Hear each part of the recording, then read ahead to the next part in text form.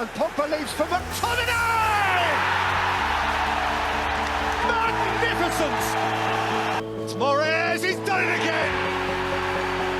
He has fizzed that into the bottom corner. Vardy for Chowdhury. And set for Madison! He is one bright young thing! Alisson saw Salah running from his own half, so onside here, Mo Salah. Salah to settle it! In front of the Kop! There's no feeling like that feeling! And now you've got to believe them. You have got to believe them. Hey guys, welcome back to the 3PL podcast. Week 9 of the Premier League has just passed and we're on to week 10 of the podcast. So another big thank you to everyone who listens every week. We really appreciate it, and we welcome back our resident West Ham fan this week. So welcome back, Peter. And let's get straight back into it. Starting at Brighton on Friday night. Yeah, I don't really have too much to say about this game. I think we all thought it was going to play out a bit boring, and it did. Two teams that haven't really got going in any way this season. Brighton have looked good in patches this season, but they haven't really put results in the book. And then you look at Burnley, and they just they're a shadow of the team they were last season. And in this game, they looked exactly how they've looked all season, just very disappointing, lacking any attacking intent. And even with their first choice centre-back pairing, disappointing was game from both teams, really. Yeah, I think from Burnley's point of view, it's going to be a really, really tough season for them if they can't sort out their troubles in front of goal. They haven't scored many goals at all this season. I think especially their last few games, they've really struggled to even get the ball in at all. So it's going to be a really difficult run for them. They've not necessarily even been playing the teams that you would think they should really be struggling against too much. Yes, they've had a couple of tricky games. They've played Chelsea, they've played Tottenham, but then they've also been playing the likes of Brighton and West Brom and Newcastle. And, with all due respect to you guys, Southampton, who, yes, are good this season, but not up there with the top 6 that you'd think you'd normally struggle against. So those are the games that you'd like to think they should at least be scoring in, and to not be getting those goals is going to be really difficult for them. When they do come up against teams like Man City or Liverpool, they've got to surely be going into those games thinking they haven't even got a chance. So unless they can get some goals in at some point, they're destined for a really, really slow, really, really difficult season, I think. Yeah, I just agree with those sentiments, Peter. It's a shadow of the Burnley side we saw last season. Yes, this game they looked defensively solid, but neither team really sparked into life in this game, and it's not a great deal to talk about, sadly. I think, like you say, Burnley are definitely one who are going to really be struggling this season. Yeah, the more interesting thing from my point of view watching this game was that Brighton went with a front two. I think for the first time this season, we saw Danny Welbeck start up top with Maupay. And actually, for the first half, they looked pretty good together, I must say. Welbeck didn't look his normal sharp self. He had some really good chances in that first half, which he probably would have put away in his heyday a couple of years ago. But yeah, I think if those two get going this season, they could provide quite a few goals for Brighton. Yes, they've relied on Maupay a lot in the past, but I think if they have someone like Welbeck, I guess, who's more of a hold-up player, got some pace and good finisher, maybe those two can combine to create goals, unlike Burnley's front two, who just look a bit stagnant, lacking any kind of intensity and any kind of partnership there, really, which is a shame. And if something's got to be done there, otherwise they're just not going to get any goals. And I think this is the 4th game in a row this season where they've not scored a goal. So yeah, real big problems emerging at Burnley, I think. A team who haven't been struggling too much this season, if anything, they've been doing the opposite, really doing well this season, is our team, or two of our teams, Southampton. Another really impressive win on Friday night against Newcastle, and a win that took us top of the table for the first time in about 40 years. History makers. So yeah, this game was just like routine for Southampton, it seems. We went into the game, dominated from the first minute, and from what I saw, Newcastle didn't put up any kind of resistance to what we were offering on the pitch. Their lineup was weak in midfield, and I think we really exploited that. The 3 midfielders they went with lacked any kind of presence on the pitch, especially Longstaff and Almiron. I don't think they brought anything to the team. And then, as bad as Newcastle were, I thought we did play really well. And it's nice to be able to say that for consecutive weeks now. I thought we played really well last week against Aston Villa. And again this week, I think we were probably as good as we've been this season, at least. And we got goals at good times. I think we probably could have scored about 5 or 6 more, but without Danny Ings in the team, I think the team picked up the slack, and I thought we did really well in the end to get the win. Yeah, for second or third time this season, we've had a very comfortable win where at no point in this game did I feel like Newcastle really looked like they're going to create anything and put us under any danger. It was so comfortable in the middle of the park when Mayo and James Ward-Prowse were just controlling it to the point where I didn't even really know that Hendrick was playing. Having gone back through their formation, I'm a bit surprised that he was on the pitch. I think their midfield was very weak. And when you think it was 3 against 2 in the middle of the park, I'm surprised how much ours dominated it. Can't praise Shea Adams enough at the moment. The way he's turned around his career at Southampton is just incredible. Again, Yannick at the back, brilliant. And I've got to give a shout out to McCarthy. I've often given him a bit of crap saying he's not always the best keeper, and I still don't think he's amazing, but pulled off a wonder save in the second half to keep it comfortable at 2-0. So big props to him. And what a job Ralph's doing. He's taken us from strength to strength. Yeah, I've got to say I'm very impressed by the performance, and Southampton's starting to look really like a team that can be consistently good throughout the season. You often see teams go through sort of purple patches, which we've seen even this season from some of the teams in the league. But so far for Southampton, aside from that horrific result against Tottenham, everything has been looking brilliant since then. There's been really positive signs up front, positive signs in midfield, and way more positive signs in defence since that game. I think maybe that game was almost like the wake-up call that they needed. It reminds me a little bit that a few seasons ago when Chelsea, I think, had a really bad start to the season. I think had a really bad game. Maybe it was against Arsenal. And after that game, it was sort of there was so much uproar about how badly they played that it almost was like the kick they needed to turn it around, and they ended up going on to be one of the best teams in the league that season. Maybe a bit early to be saying that Southampton could end up right at the top of the league, but if they carry on this kind of form, there's no reason they can't be up there fighting with the big teams to get a European place, even potentially a Champions League place with the form they're showing at the moment. Oh, yeah, I have to agree with the way. I think we've really adapted well since losing to Spurs 5-2. We've changed the way we're defending. We've dropped deeper, and I think that's made a massive difference. I think Yannick coming into the team, he's really stepped up our defence and stepped up his own game. It was interesting to see Stevens at left back. I wonder what Matt thinks about. I did wonder if we were going to try and push it about, maybe put him at right back and send Kyle Walker-Peters over there, but he went with Stevens. Do you think that was a good idea? It paid off in the game, but I would never do it usually because I thought he did get caught out quite a few times. He's obviously quite a tall bloke, lacking a lot of pace. And yeah, he definitely didn't look natural there, didn't push up the pitch like a Bertrand would do. And I think maybe because Newcastle was so bad, it kind of hid just how inept he was in that position. But credit to Ralph that he managed to, formulate a team or put a team together that he knew probably Newcastle wouldn't be able to exploit too much. And that's almost what we've been doing all season now. So credit to Ralph, who's just been putting together really great game plans for every match that we've had this season. And most of them paid off. Yes, maybe not that Tottenham one, but I guess he's learned from that now. And it's, if anything, it's good that's out of the way because we know we can't play that high line now. So we've got this way that we play now. And hopefully we just, with the momentum we have now, and who knows, maybe not Champions League like Peter said, but anything inside the top 10 will be probably pretty pleasing to most Southampton fans. Yeah, talking of teams who are up and down, I think the next match was two teams that very much you could say that about them right now. We had Manchester United taking on Everton at Goodison Park. Man United have been so hard to predict this season because one week they've looked great and the next week they've looked absolutely shocking. And then the other side of that is Everton, who started off the season absolutely flying, scoring loads of goals, looking defensively fairly solid with the exception of a few Pickford blunders. And then since then, they're 4 games now without a win, 3 defeats, 1 draw. The last 3 games have only scored 2 goals in all 3 games combined. Just a complete turnaround of fortune for them. And I think this game was an opportunity for them to take apart a Man United team who haven't looked like they can really stand the test against a lot of teams. And instead, it turned into a fairly comfortable game for Man United in the end after a slightly early wobble. Bruno Fernandes had an absolutely fantastic game again. I think it kind of shows that when he plays well, I think United play well. And when he doesn't play well, they seem to just be completely out of ideas, which, although it's a good result for them, if they look at it in that way, that's going to be worrying for them, knowing that they seem to be so heavily reliant now on one particular player to make everything happen for them. Yeah, definitely. He's always been important for them. He looked irreplaceable from day one. So, but yeah, for me, though, this was the game of the weekend. I thought it was really entertaining the whole way through. Maybe I was just on a high from Friday night in Southampton top in the league that I just couldn't wait to watch more football. But I thought this game was really, really good, and the quality was pretty high most of the game, actually.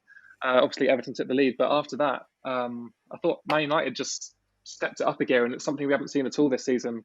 When they're on the back foot, they tend to fold, play into themselves, and not come out of their shell. But in this game, maybe they knew what was at stake. Maybe something's going on behind the scenes, and they know that Ollie's one result away from the sack. But either way, after they went 1-0 down, I thought there was a really, really good reaction from the team. And Fernandes obviously inspired a lot of the good play that Man United provided in this game. And like you said, Peter, I think he's going to be absolutely pivotal for them this season.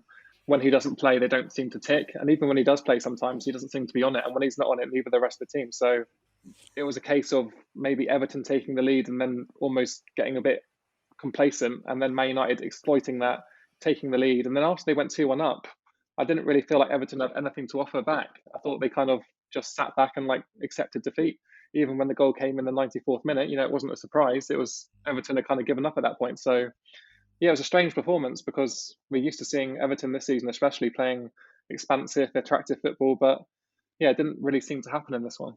Yeah, I thought it was a good game, but I thought it was a very scrappy game at times. I thought there was a lot of edge to it and a bit of dirtiness to it. I think United were quite lucky to get away with having 11 men on the pitch.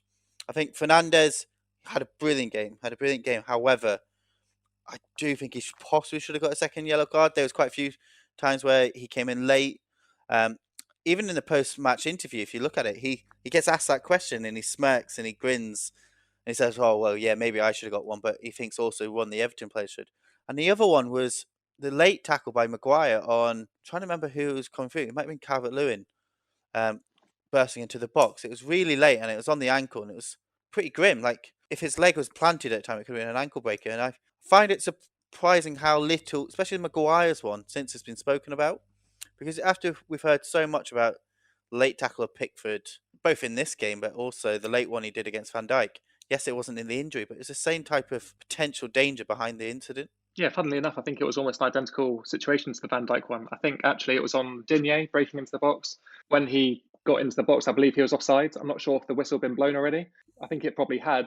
And Maguire obviously went through on Digne, but because the play was then deemed dead or, the ball had left the field, I think it was deemed to be an offside decision. And therefore the tackle, although it was bad, I don't think it would have, counted as a foul, because of the offside rule. So obviously we've seen it already this season with Van Dijk's injury, and I think that's something maybe that VAR in the future is going to have to look into, because you can see these players flying into tackles knowing they might get away with it and then doing some serious damage to these players who, aren't aware of the offside, and they're going to commit to the ball just as hard as the defender is, and it ends in some horrible injuries like we've seen already. Yeah, it's exactly that what I'm worried about, is that at some point someone's really going to lay a mark on someone. If you're a type of players possibly already lost your rag, you're in a game which you might be 2-3 goals down already, and you've got a chance, he's offside. I won't be surprised if a player absolutely shreds through someone and causes a serious injury this season. If we don't, they need to stamp down on it, and I think they need to stamp down on it quite quickly. I definitely agree, and I think it's really interesting because after that whole Pickford-Van Dijk incident that we saw, spoke to somebody, I mentioned to you guys before, spoke to somebody who is actually now an FA qualified ref, and he clarified for me that in that incident, it shouldn't have made a difference that the ball was deemed out of play at that moment or that the offside had happened, because the tackle itself should have been a red card, regardless of whether the ball was in play or not. And I think that probably should have been the same situation in this game. And I think that should really be how it's being applied across all of the league.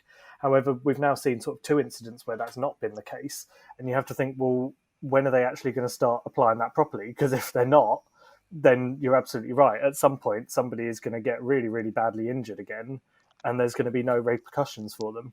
I have one more question for you, both of you guys. Do you think Pogba's time's now done at Man United?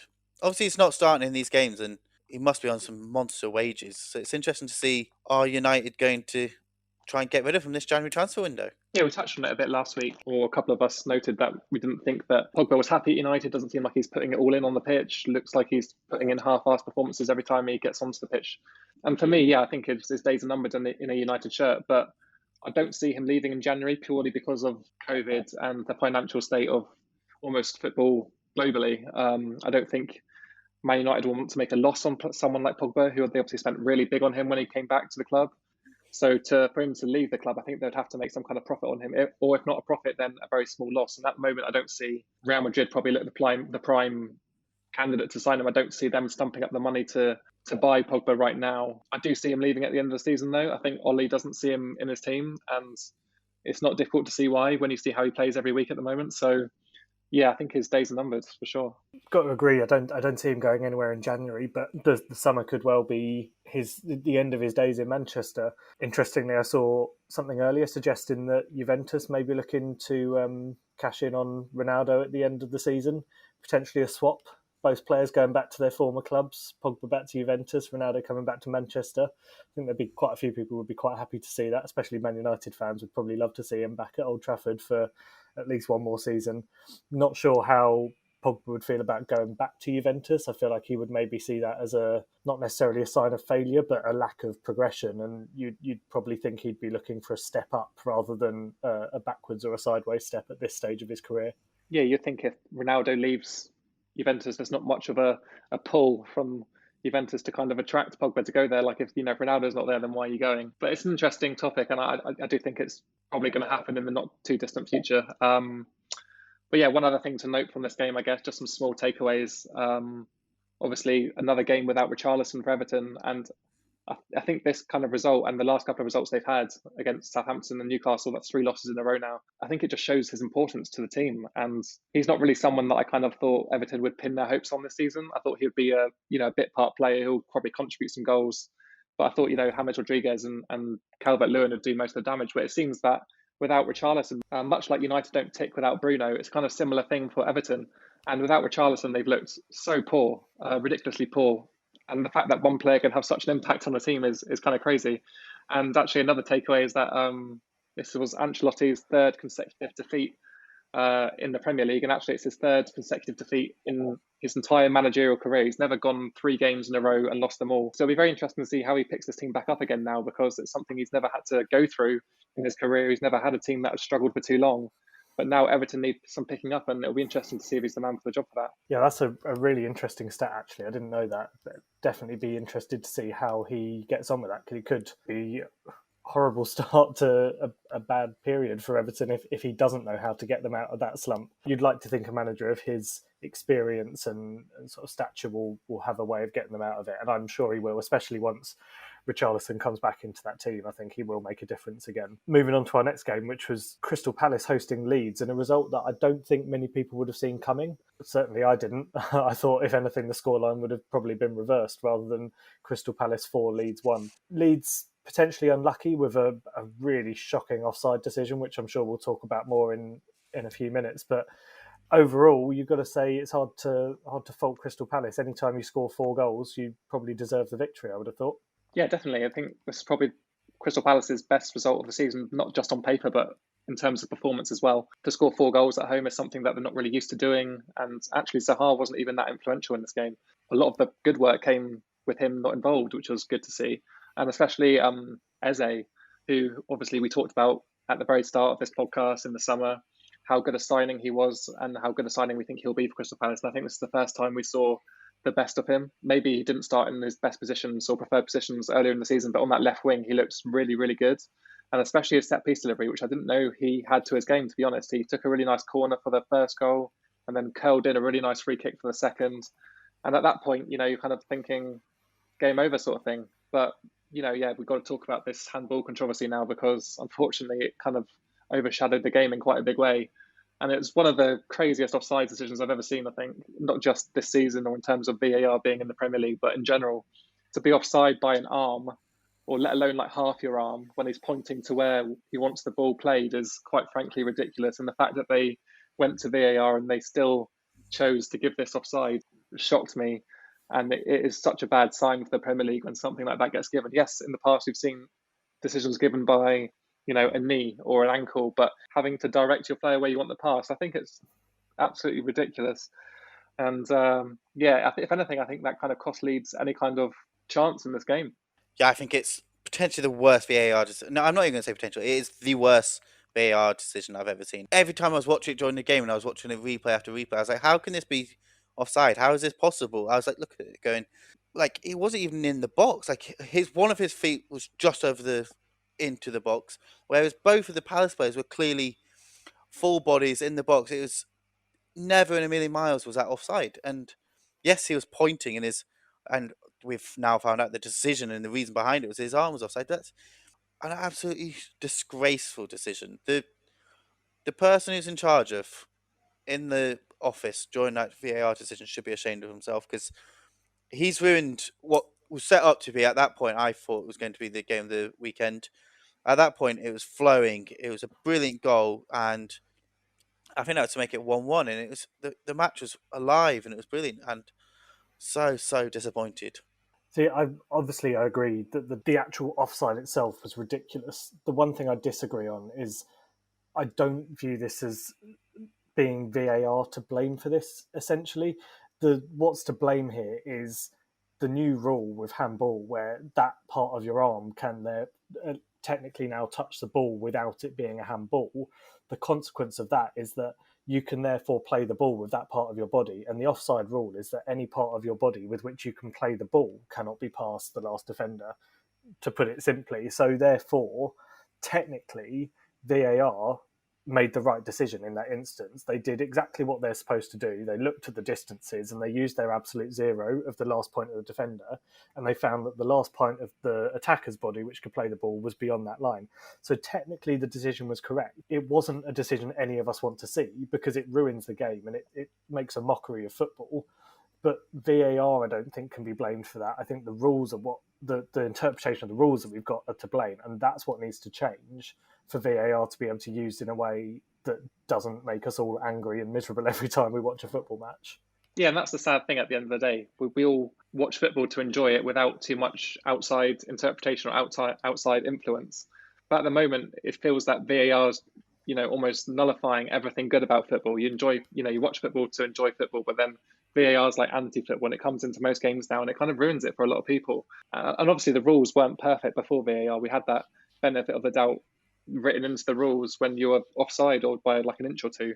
And if anything, as angry as people got by decisions going against their team, I think it's worse now in a sense, because yes, you're getting done by the book and it's written down and that's why it's not allowed. But it's irritating because in previous seasons when VAR hadn't been around, there was no such thing. The fact that you're being now called offside by an armpit or, half your arm, like Angus has said many times, it's against the spirit of the game, and it is, in my opinion, ruining football. Surely they can't keep going like this, because it's just pissing too many people off at this point. Yeah, it is ruining football. Without wanting to be pessimistic, I don't see it going anywhere, because for the average fan, like we are, you look at those matches where 2 or 3 seasons ago you ended up dropping 3 points because of 2 bad refereeing decisions, and it infuriated you at the time. But I think we would all look back at it now and say, I'd rather have that a couple of times a season and get a few decisions go my way a couple of times a season than have this minuscule measuring of millimeters every week and ruining the enjoyment. And I find myself now watching football and a goal gets scored, and my first thought isn't what a great goal, it's, I wonder what they're going to rule this one out for. And that's even sitting at home when you've got the commentators. We haven't been to stadiums for nearly a year now, and it's, I'd almost forgotten how bad it is when you're in the stadiums. But thinking back to last season when we had some VAR decisions being made when you're actually in the stadium, it's even worse. The trouble is, we as fans would prefer to go back to just give the referee the decision to make.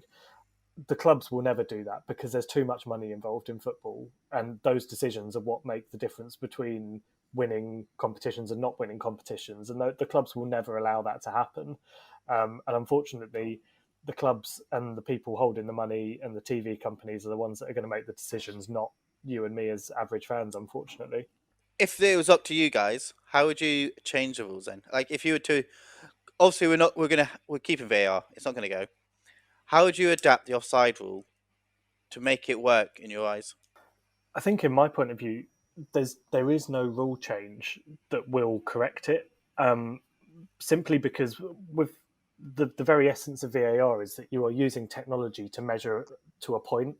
So regardless of whether you say or give the striker the benefit of the doubt or you give the defender the benefit of the doubt, you're always going to have a point of absolute zero. And okay, you can say, well, if it's a few millimeters in or out, then we'll just give them the benefit of the doubt. But then who's making the decision as to whether it's a few millimeters right or a few millimeters wrong? There's got to be a point that you can then consistently measure against. That's the problem with using technology where you can freeze frame, is there is always going to be a freeze frame where you say that's onside or that's offside. And unfortunately, I just don't see how changing the rule in any way is going to prevent that from being the issue that we have forevermore if we use VAR for these kind of things. You see, I have a couple ideas which I think possibly could work. One of them would be to go with daylight. So if there's a daylight between, so this in my eye, so this is giving the benefit of the doubt to the attacker, not the defender. So I would have daylight between the attacker and the defender. If the attacker is, so you can, there's a gap between them and the defender, ahead of the defender. At that point, they're offside. That would be one of my possibilities. Just because, in my eyes, football is about scoring goals. As someone who used to play striker, that's what's like. It means the most to me. I think that's the thing. The initial creation of the rule was to stop people goal hanging, and I don't think doing it by the millimeters is what the rules set out for.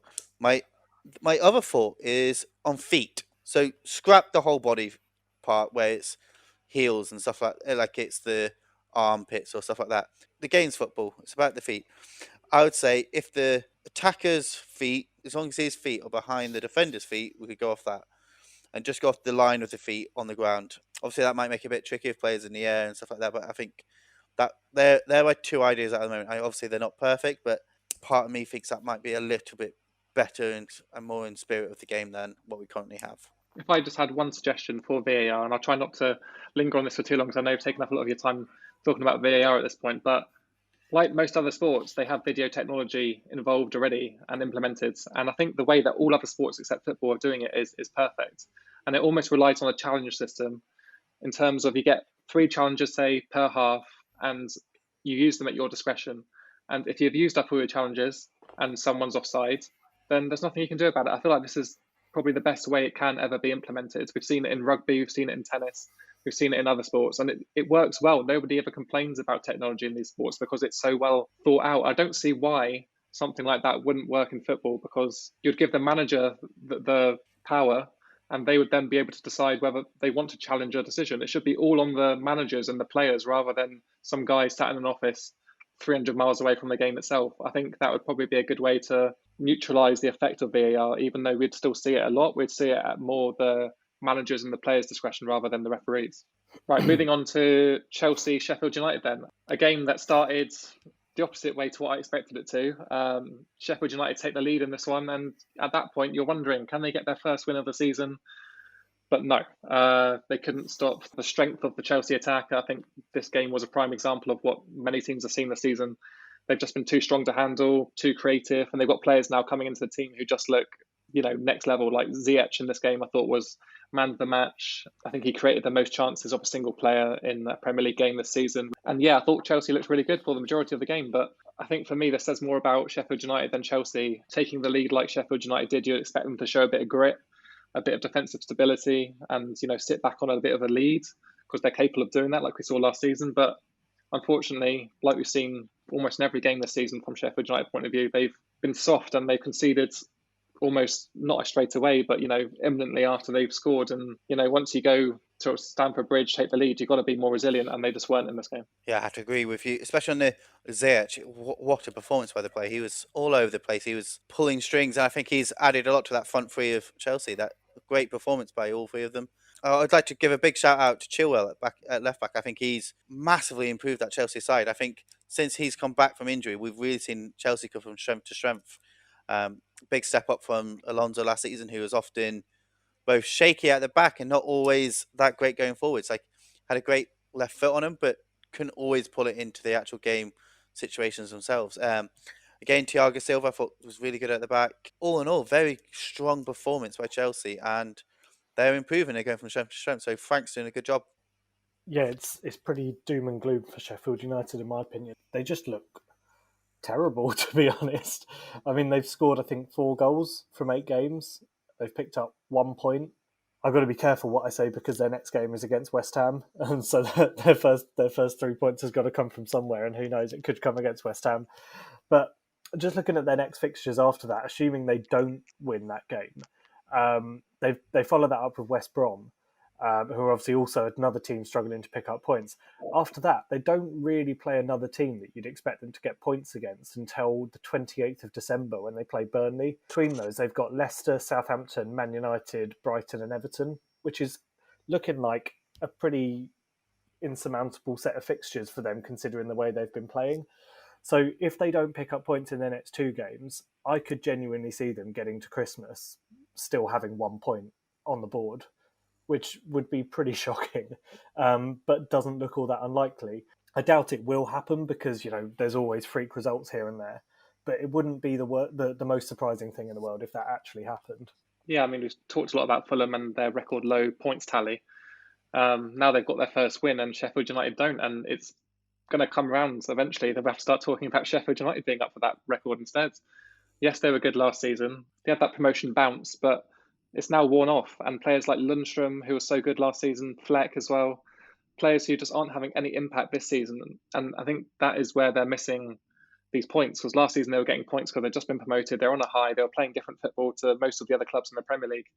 And they've been found out at this point. And to their detriment, they've been exploited by many teams. I don't think that's going to end anytime soon. I don't think their business in the summer was great.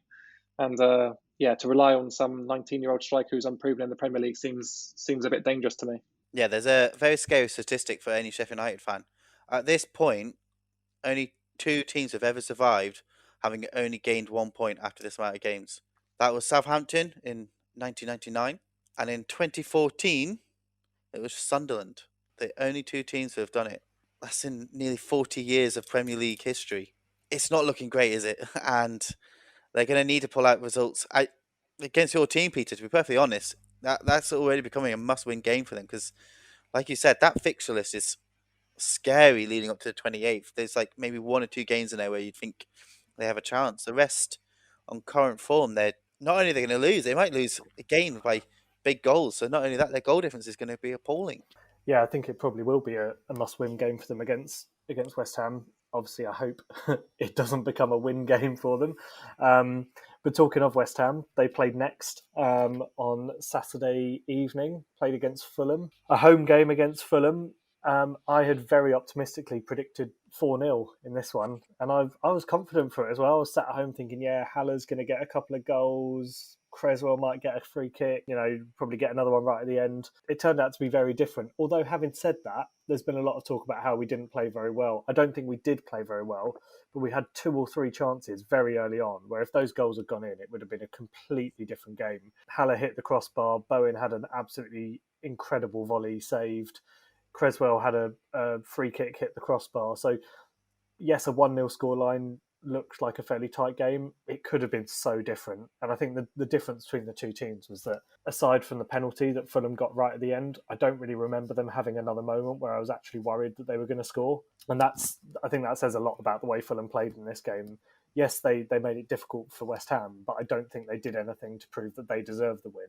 And that's just one of the reasons why I was so delighted to see such a shocking penalty at the end. I'm sure you two have got some fairly interesting thoughts on the way that penalty was taken, considering the moment that was taken in and the pressure that was on that situation. Yeah, definitely.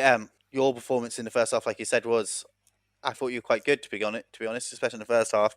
I think second half you struggled until you got your goal. I think you were just struggling to break them down. Whereas I think if one of your goals had gone in that first half, I think your prediction might have come in. It was at that point it looked like you're all over them, you're dominating them. Fulham, on the other hand, like you said, were dreadful, and that penalty, you just have to hit it properly. Last kick of the game, put your foot through it. Don't try and be clever. Don't try and be smart. Your team is in the relegation zone. You're going to be battling all season for every single point. Just put your foot through it and get the goal. Like, it's just, you can't be doing that. I dread to think the abuse he's taking on Twitter. To a certain degree, he deserves some of the abuse because it's an embarrassment to take a penalty like that. Yeah, it's weird. I thought Lookman was Fulham's best player in this game, and I thought it was probably one of Fulham's better performances of the season as well. I don't think they really deserved to lose the game, and obviously they had that chance to equalise at the end. And it's just a shame, really, for Fulham that it turned out the way it did. And I think there's a lot of questions to be asked of several players and several of the Fulham setup, that the fact that it played out the way it did. The fact that Mitrovic wasn't on the penalty after missing just 1 this season, I think was a big shout from probably Scott Parker. I think he should probably let the players decide who's taking the penalties. They know who's taking the best penalties. And to me, letting a young 23-year-old who's just come into the team take a penalty in such a high-pressure situation was poor management. And I think Mitrovic definitely would have scored. And yeah, it's just a shame. Can't really put it any other way. It was a shit penalty. And unfortunately for Lookman, he'll probably never get a chance to take another penalty for any club after that. Yes, you can learn from it, but ultimately you're never going to be trusted in that situation again. And it's a shame for him because he had started his Fulham career really well, in my opinion. Looked probably the best player they brought in for a long time. And if he scores this penalty, I think most Fulham fans would have been super happy with him and jubilant about their season. But yeah, I guess it was a hard pill to swallow for Fulham fans who probably thought they'd nicked a point right at the very end. Yeah, and it's the impact of that on their form going forwards could be massive. Like you said, I'm surprised that some of the more experienced team players in that team didn't step up to take it. I've heard and I've read that Mitrovic at the time had a hamstring injury, so there's a reason he didn't want to step up himself. But you'd have thought Kearney, experienced Fulham player, has been there, done that. He's played in playoff finals. Is incredibly experienced player. He should be in the one. If Mitrovic wasn't ready to take it, to be the one to step up and take that penalty, because putting all that pressure on someone who's still a burgeoning talent in your team is, like you say, ridiculous management by Parker, and they have to make changes and they need to make it quickly. I think it says a lot about Fulham and almost like the lack of leadership in that team. We've said about it before, their team lacking any kind of like leaders and, linkings in terms of centre-back partnerships and overall influence. And Tom Kearney wears the armband, but for him not to step up and take the pressure off a young kid in this kind of game is quite frankly disgraceful from him. I know he probably wasn't expecting to take a penalty or never would have stepped up or had never taken a penalty for like maybe the last couple of seasons, but to let someone like Lookman just take on the role and ultimately embarrass himself a little bit is kind of harsh. And yeah, who knows how it's going to affect Fulham's season, because stuff like that can affect a player's confidence. And if Lookman was Fulham's best player up until this point, is he going to be playing, with that on his back for the rest of the season? Who knows? But hopefully for Fulham's sake, he bounces back and he puts it behind him. So from 1-0 in the West Ham game onto 1-0 in the Tottenham game, they got a very late 1-0 win over West Brom. The one thing that I really thought was sort of the standout thing from this game was that it was a much better defensive performance from West Brom than we saw earlier on in the league season, especially considering the team they were up against, Spurs, with Kane and Son and Gareth Bale making his first start, potentially quite a lot of firepower there, and West Brom managed to contain them for 88 minutes of the game. And in the end, it wasn't a particularly Spursy goal that they scored, considering the way they've played this season. It was a fairly long ball into the box and a header up over the keeper from Kane. Obviously, they got the win. Fair play to them. Moved them top of the league for 33 minutes, which was a highlight of most Spurs fans' lives. And yeah, they've got to say they're doing well, but this game, they really didn't perform at the best of their ability. And they will be hoping that they don't sort of have that kind of lack of cutting edge again in their future games, or they might start to struggle. Yeah, correct me if I'm wrong, but I think this was the first game that Kane, Son and Bale all started together. And, all the fans have been buzzing about this partnership. At the moment, they heard about Bale coming back to Tottenham, and unfortunately, they didn't really seem to gel very well in this game. I don't know whether it was because there was a bit of fatigue from their Europa League game in the week, or whether certain players just weren't used to playing in certain roles like Bale. Either way, they struggled quite a bit in this game. And I thought credit to West Brom because they put up quite a battling performance. They looked pretty good defensively. And I know they had a couple of players that were out of the game due to COVID as well. So to deal with it as well as they did, especially against an attacking three that have probably been the best we've seen this season, is a good sign for West Brom. But in the end, they conceded a goal from a long ball into the box, which you would think they are perfectly equipped to deal with the three centre-backs on the pitch. But they let Harry Kane get in the middle, and I don't think Johnson covered himself in glory either. I think he came out off his line a bit rashly and allowed the ball to loop over his head once Kane got the header in. So it's unfortunate for West Brom that all their good work went out of the window just by one ball into the box, because you would think that would be a strength of theirs this season. Yeah, it's probably almost the performance they were looking for. They wanted to get the point. I don't think they ever set out to win the game, and they were so nearly there. And they will be very disappointed themselves, like you said, to have conceded in such a way. I think they did really well to nullify, especially Son and Bale, more so than Kane. They really nullified the way they moved around the pitch, and I think they'll be proud of that. And moving forwards, they need to take that type of approach to most of their games, because if they can do so, they should be able to pick up points here and there and hopefully move themselves towards safety. I think the big thing in terms of Bale, he seemed to play too deep in my eyes. Whenever I saw him, he was picking up the ball, just not in dangerous positions. And I would always want Bale to be up against their last man, either left back or left centre back, and running at them so he can cut in on that left foot and get the shots away. I don't want him picking up the ball 40 yards out, because if they've got a back deep defence, he's not going to be anywhere near as effective as he can be. And sadly, moving on to another 1-0, a third in a row. I'd say a better quality of game, though. Leicester against Wolves. Vardy, yet again, another clinical striker stepping up and getting the all important goal in this game. Very big win for Leicester. They're picking up some really good form here and getting the ball moving. Yeah, it was a good performance from Leicester, but in a way, I think Wolves didn't really turn up in this game. Yes, going to Leicester is never easy, but I don't think Wolves really troubled Leicester at any point. And we've talked about Leicester's injury problems this season, how weak they've been in defence. But in this game, I don't think they were troubled at all. And they kind of made the Leicester defence look good. Yes, they're missing Pereira and other really key players, Soyuncu as well. But Wolves didn't really get close to worrying them, and they only really came close right at the very end when they were searching for an equaliser. Yeah, to me, this was quite disappointing as a game because we built it up to be two attacking teams facing each other, and there were going to be goals in this one, but there probably should have been more goals than there were. Vardy obviously missed his second penalty, and there were some big chances missed at the end as well from Wolves, especially. But yeah, all in all, I guess it keeps the momentum rolling for Leicester. They go top of the league ahead of Tottenham, and credit to Brendan Rodgers for keeping them on track despite all these injuries they've had. Yeah, they got the win. They did what they needed to do. I think Vardy will be disappointed not to have made it 2 goals in this game.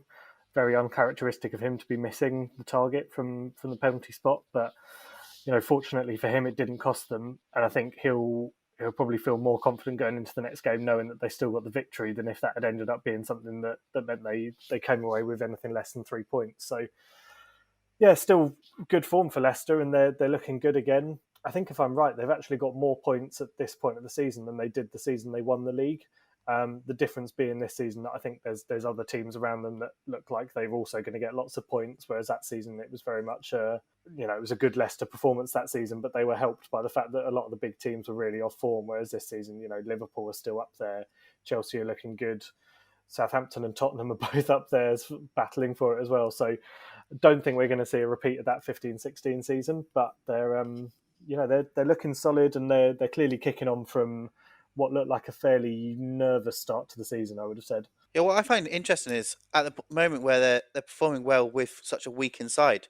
Last season, obviously post lockdown, we saw them almost fall apart when they had the injuries. Whereas I'd say at the moment they're possibly suffering even from injuries even more than they were at the back end of last season, and could be a really good sign for them, and especially for Brendan Rodgers, that he's making them work with a weak inside. Once they get that back line back up to full strength, they could be really dangerous this season. They're already at the top of the league, as we know, and it's an exciting time for the Leicester fans yet again. I mean, they did have a bit of a lull after they won the league, but it's really impressive how they've managed to sustain at least a top half finish pretty much every season since they won the league, especially with their limited financial backing and obviously the trouble they've had off the pitch as well, unfortunately, with their chairman, who unfortunately died a couple of years ago. But yeah, really, really good performance again from Leicester, but more so, I think it's worrying signs for Wolves again, who just look like a very up and down team this season. Obviously, each season we talk about Wolves making that push toward Champions League football, but to me, they just are too inconsistent to sustain that kind of push. And players like Podence and Jimenez, when those two players aren't clicking together, it doesn't work for Wolves, and especially with Traore sat on the bench. I don't know how much longer they can continue with that, because we've seen how dangerous he can be on his day, and the fact that he's sat on the bench every single game at the moment and Wolves are losing games, it doesn't really make too much sense to me. On to another game, Man City-Liverpool, probably the game of the weekend, and the tale of the story was another missed penalty, unfortunately, and this is probably, you could argue, a more important penalty than the one that Lookman missed in terms of significance. A converted penalty in this game for Man City would have probably given them a 2-1 win and a massive boost in the title race. But as it was, De Bruyne put the penalty wide, and yeah, they had to take a point in the end. I thought the first half was really good in this game, and it kind of lived up to its billing. But in the second, I thought the quality just dropped off really, really badly. Klopp came out after the game and complained about the scheduling and how quickly the turnaround was after their Champions League game in the week. And I think you saw it a little bit as these two teams just faded in the second half. And we saw Trent pick up a bad injury as well towards the end of the second half. And yeah, I think that's a good talking point at some point is the Premier League scheduling, because these teams are having to play away in Europe, say on a Wednesday or Thursday night, and then they're playing in the Premier League either on a Saturday afternoon, the early kickoff, or now, I mean, less so for Liverpool, who played on Tuesday, but even still, this fixture congestion we're currently having because of COVID is starting to tell, especially for these players with international duties as well. And I think smaller teams who are in Europe as well, like Leicester and Tottenham, I think they're really going to struggle in the coming weeks. Yeah, I think Pep also came out and spoke about the fixture congestion and also the impact it's having on his players. And like you say, it definitely affected the second half of this game. So I think the Premier League is a product, and also UEFA thinking about the product of the Champions League. They do need to take in consideration the fixture congestion. So going along those lines, I find it insane that we're going into another international break. These players, you can see it starting to break players down.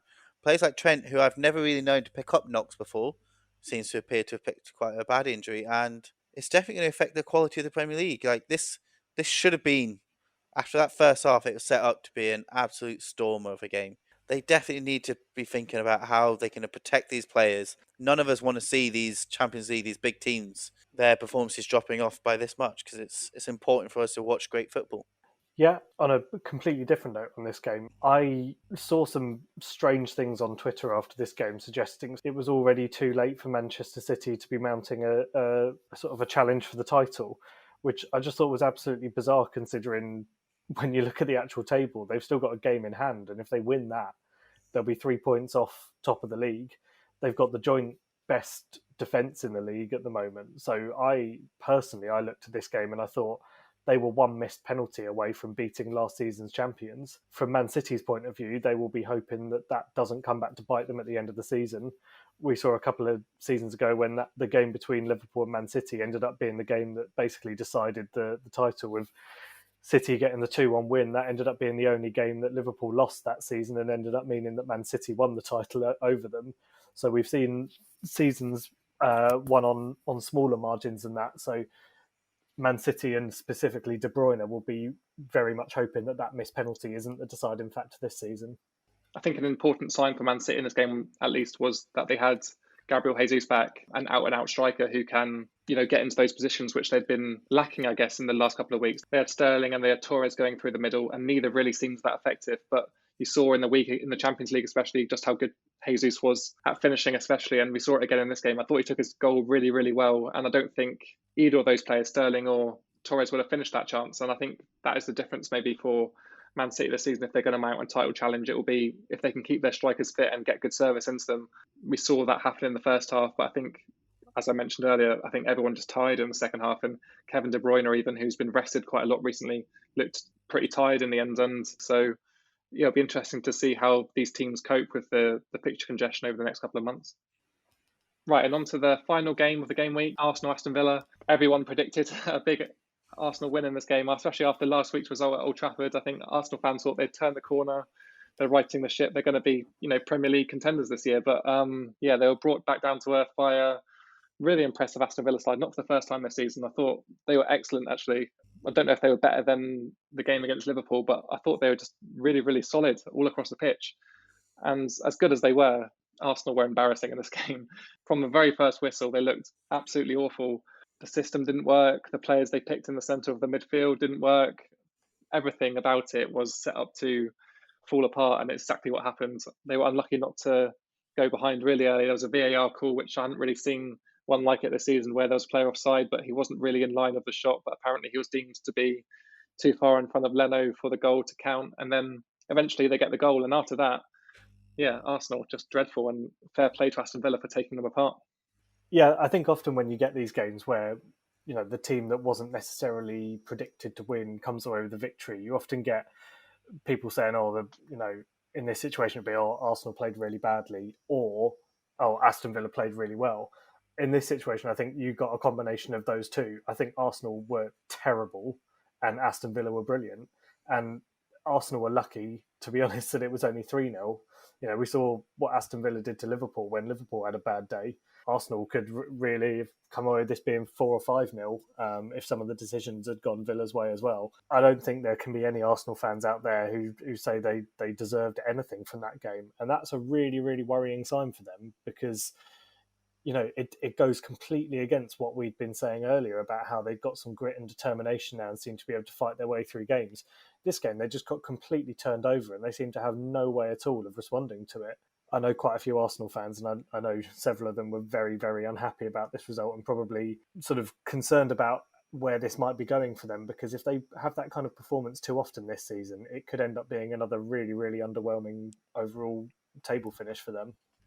Yeah, I think the thing which Arteta really needs to be looking into is that the balance of that front three.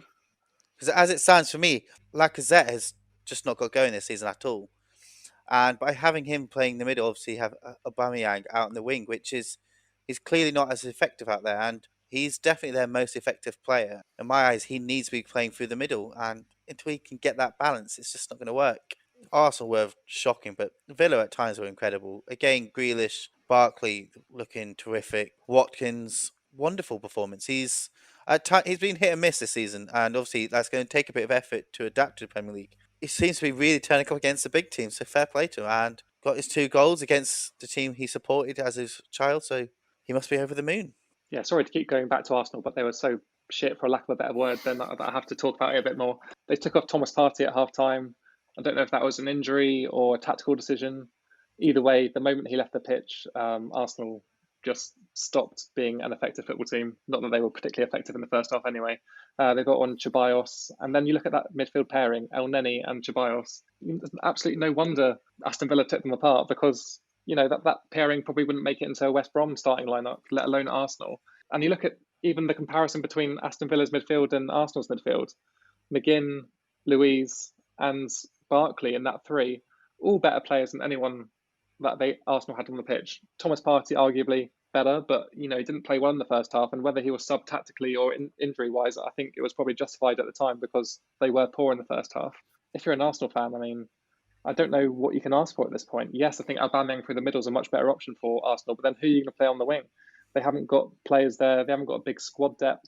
They're missing really key players through injury. I think Martinelli is probably a more important player than Arsenal realise. At the end of the day, if they don't start playing well soon, we know what an Arsenal fan base is like, and they're going to start turning on Arteta pretty quick. Yeah, so it's dangerous times for Arteta, and I hope he has the cojones to stick it out, because we've all seen how it got to Emery and how it got to Wenger at the end of his term, and it was kind of a very agitated fan base that kind of forced the board to take issue. So hopefully Arteta can turn it around again, and this is a one-off, but credit to Aston Villa, who again, looked great and so much improved on last season, and Jack Grealish is by far and away one of the best players in the league this year. I think a huge advantage for Arteta is that the fans aren't in the stadium, because we know how quickly they do turn, the Arsenal fans, and how quickly they can turn on the manager and the players. So he's got a bit more time because of the situation. So I liked what he's offered so far as a manager. I think he's struggled to find the balance going forward, but I think he has, on the whole,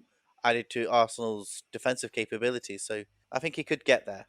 Yeah, I think the next few games for Arsenal are absolutely huge, because they're clearly, they started off the season fairly well, and then results like this put a real question into mind of, was that a fluke, or was the result we've just seen a fluke? And I think from what we've said and sort of some of what you guys said, which I thought was really interesting, actually, your views on the front 3, I'd never really thought of it that way, but maybe that's one of the areas where they're going wrong. If they've got issues fundamentally like that with the squad and with the players that they've got, that's not necessarily the kind of thing that Arteta can fix. But then at the same time, a good manager is the kind of manager that works with the players they've got and makes a system that works. So there's almost an element there that you've potentially got an issue with the manager and the players, in which case it could be a really bad sign for them that maybe they're going to have a shocking few months. Or if he can get it to work and he can find a system that does work with those players, maybe there's another side to Arsenal that we've not seen yet that could suddenly become world beaters and start flying up the league. They're a bit of an unknown at the moment, and that really is summed up by their position in the league. They're sat bang in the middle. They're not doing terribly and they're not doing amazingly. It's really going to be down to the next couple of months, I think, to see where they end up, and that will really shape how their season's going to go, and I think will shape how Arteta's managerial career goes. If they go upwards, he could go on to be very successful. If they go down, it could be sort of a sad end to what has been a very short-lived sort of top-end career for him. Yeah, it's all doom and gloom for the red side of North London, but for the white side of North London, another really impressive milestone for Harry Kane, joining the Premier League's elite, the top 10 goal scorers of Premier League history, a really elite list as well. You look through the names that are on there, probably some of the best players that have ever graced the Premier League. So he's got 150 goals now, and I guess the question is, can he make it to the top? At the moment, he's 110 goals behind Alan Shearer. You would think someone of Harry Kane's age and his scoring record, he could well go on to challenge Alan Shearer's records. Yeah, I've got an opinion on it, but I'll wait to see what you guys think. Do you think he can get up there?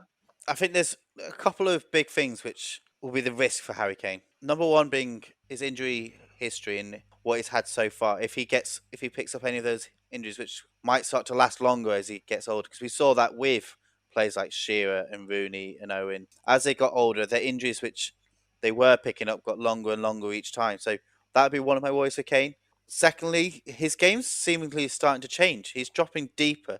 Yes, this season it's not stopped him scoring the goals, but if he keeps dropping deeper, he might adapt and the goals might come slower. And the final one, in my eyes, I see him as a possible target for Real Madrid. They'll come to a point where they don't have an out and out striker who's at his prime anymore. Obviously, this season they're not going to have the money, but come summer when COVID's away, I could see Harry Kane. His goal record is so incredible now. Surely the big clubs really have to be thinking we want him. And the other one would be, I don't know about the finances, but Bayern Munich. Lewandowski, again coming to the end of his career. Could you think of a more perfect replacement than Harry Kane?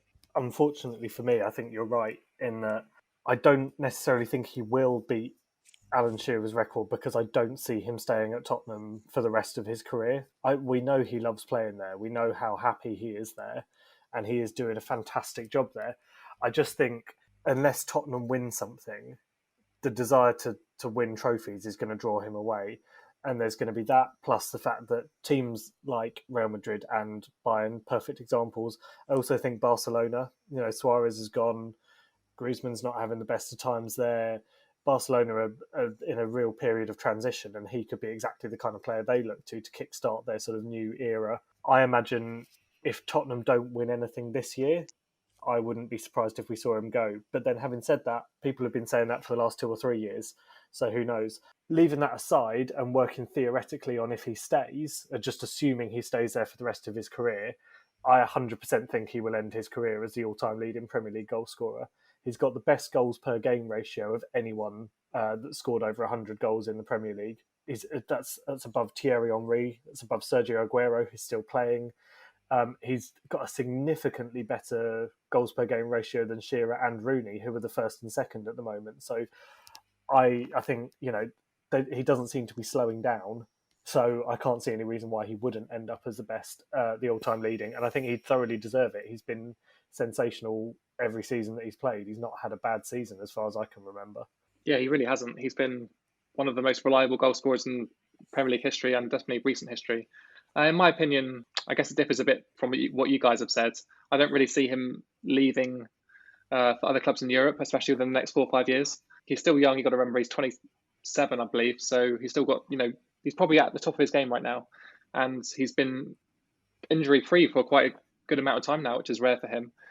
I think he'll get to the record and then he'll leave the Premier League, in my opinion. Whether he'll do it at Spurs, I don't know. He could easily go to Man City.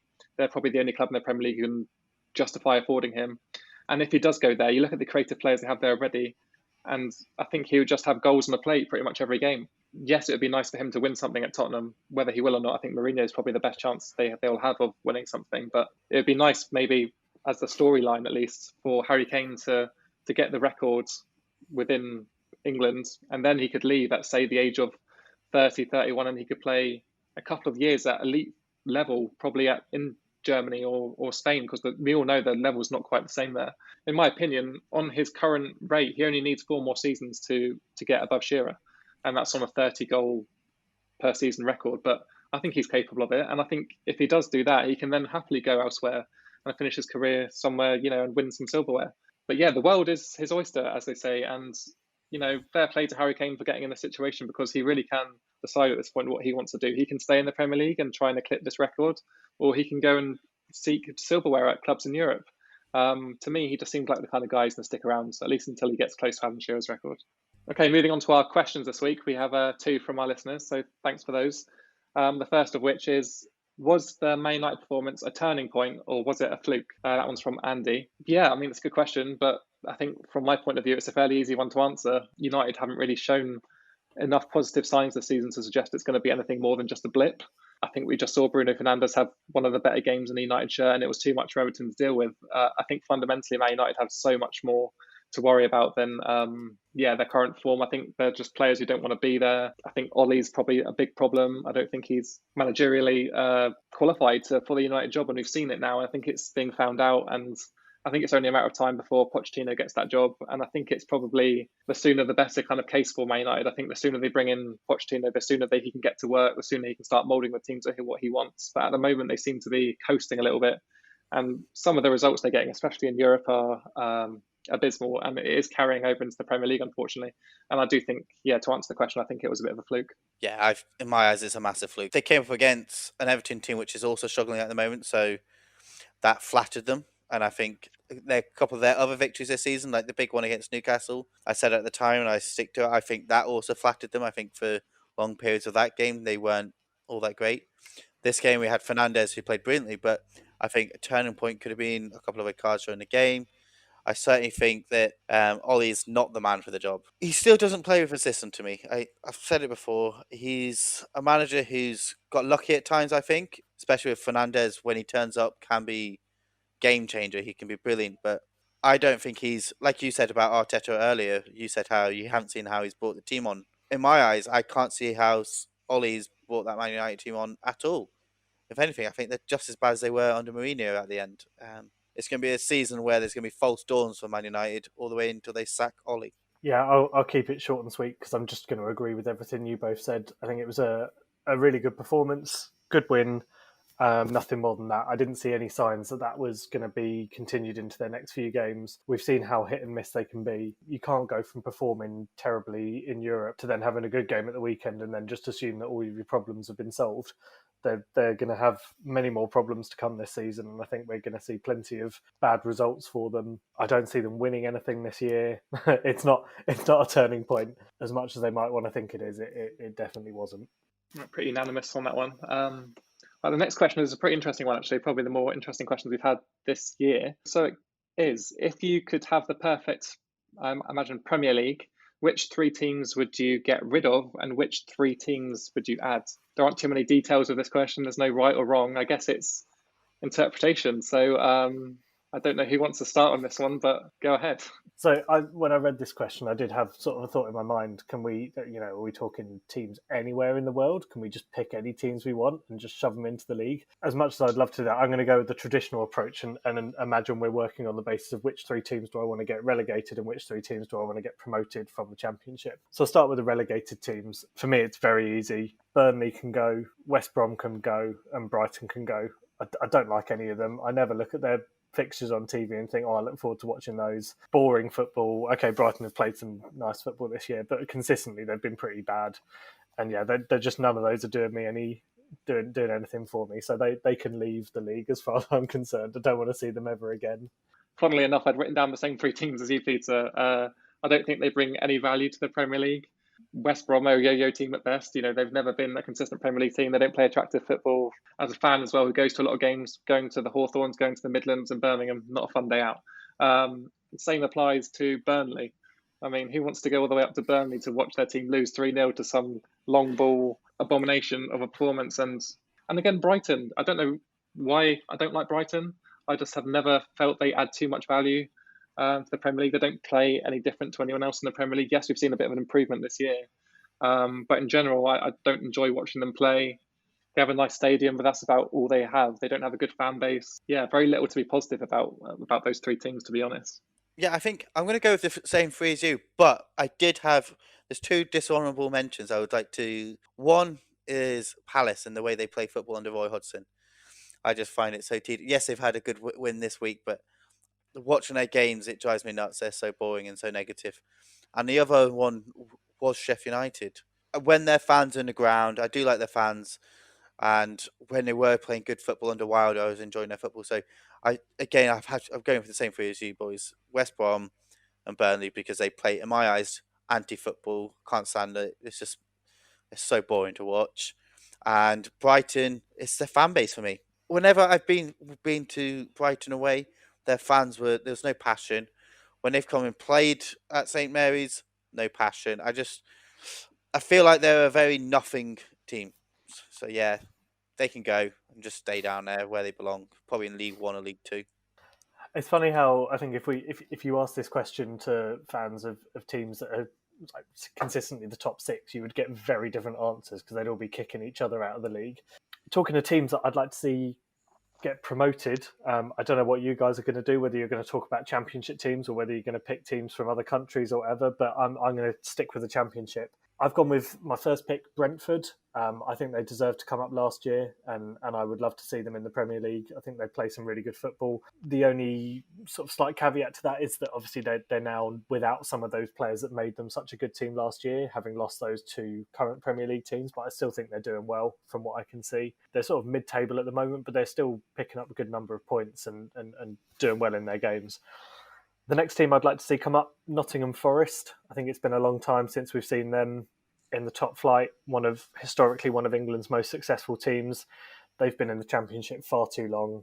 They're doing pretty badly in the league this year, it has to be said, unfortunately, and it looks like they're a long way off coming back up to the Premier League, which is sad. I think they deserve to be there given their history, and it would be nice to see them back there one day. And then controversially, for my last pick, I've got to go with Millwall, just because, you know, who doesn't want to see Millwall tearing up the fan bases of every other team in the country every weekend?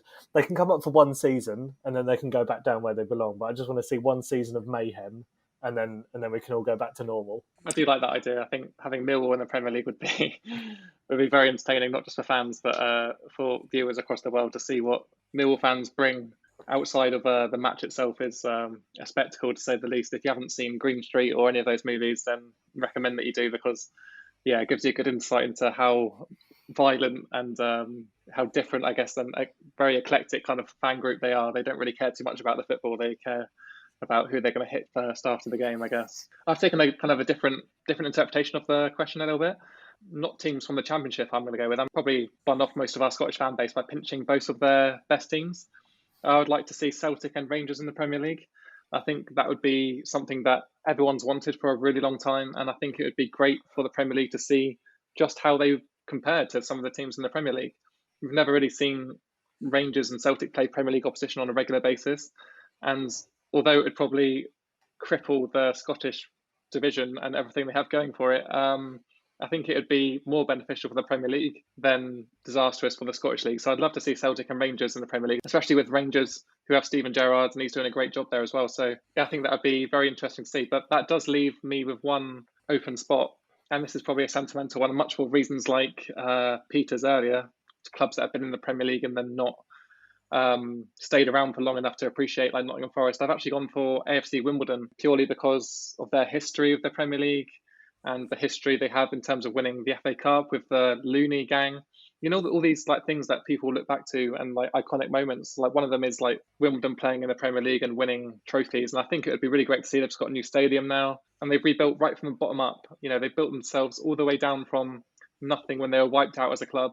They're now back at the third tier of English football, and I think it'd be great to see, not just for the neutral, but for their fans as well. I think they really deserve to see their club back at the elite level, and hopefully in time this won't just be something that we wish to happen. Hopefully it'll be something that comes into fruition, and AFC Wimbledon can be back where they belong in the Premier League. You've both taken quite interesting takes on it. My initial thought was Celtic and Rangers, and then actually I then kind of thought towards Peter's interpretation. So I was thinking, realistically, teams which could come to the Premier League. I didn't go with just Championship teams. I kind of went around the different leagues in the UK. So what I wanted to do was think of big matches. So we're going to have derbies and stuff like that. So one of them would be the comeback of Sunderland. I'd like Sunderland back in, Tyneside derby, another huge match, one which everyone can get up to, can watch. Another one, and I hate to say it, Portsmouth. So one, so Saints can spank them twice a season, 4-0. And also so we could watch teams like City and Liverpool tear through them, embarrass them, and send them straight back down. That would, in my eyes, would have been wonderful to watch. I considered Millwall. Millwall came into my mind. But then I also thought, do I really want to be stood outside of a pub having a pint and get punched in the face? And I decided possibly not. So I actually also went down the same line as Matt. And I actually thought about Wimbledon myself. I thought those fans, they've gone through it all. The ones who stuck by that club, saw their team get sent to Milton Keynes, went, no, we're not having this. Started their own side, built it back up, and have got to where they are now. I think they deserve to be in the Premier League, and I think they'd be a great great addition to the league, and that would be the three teams I'd go for: the derbies and the sentimental. Yeah, I'm just going to jump back in and say you've both done very well there going for Wimbledon. I have to agree with you. If I'd thought of that, maybe I'd have included them as well. Wimbledon now technically my local team. I drive past or walk past their new stadium very regularly, and it looks incredible. And I'll definitely be getting myself down there as soon as we can get back to football, because they're always going to have a soft spot for a lot of fans, especially in this part of the country where we all live sort of south of the country, and people have heard consistently about the difficulty they went through. And to see them rise so much out of what was a terrible situation and to see them potentially on the brink of coming back to a higher level is fantastic. I agree. I would love to see them in the Premier League. It would be amazing. I do think it would be a tough time for them because they're, even if they came up after a good run up through the leagues, it's going to be difficult for them with such little financial backing. But, one day, who knows, we might see them back. And if they can become a key part of the English top division again, I think we'd all love to see that. Yeah, I totally agree. If there are any AFC Wimbledon fans out there listening, we can't wait to see you back in the Premier League, hopefully one day. Right, and that brings then to another 3PL podcast. A big thank you, as always, to everyone who continues to support the podcast and listen every week. We'll be back next week with a slightly different theme, with it being international break. Instead, we'll be bringing you our favourite Premier League moments of all time.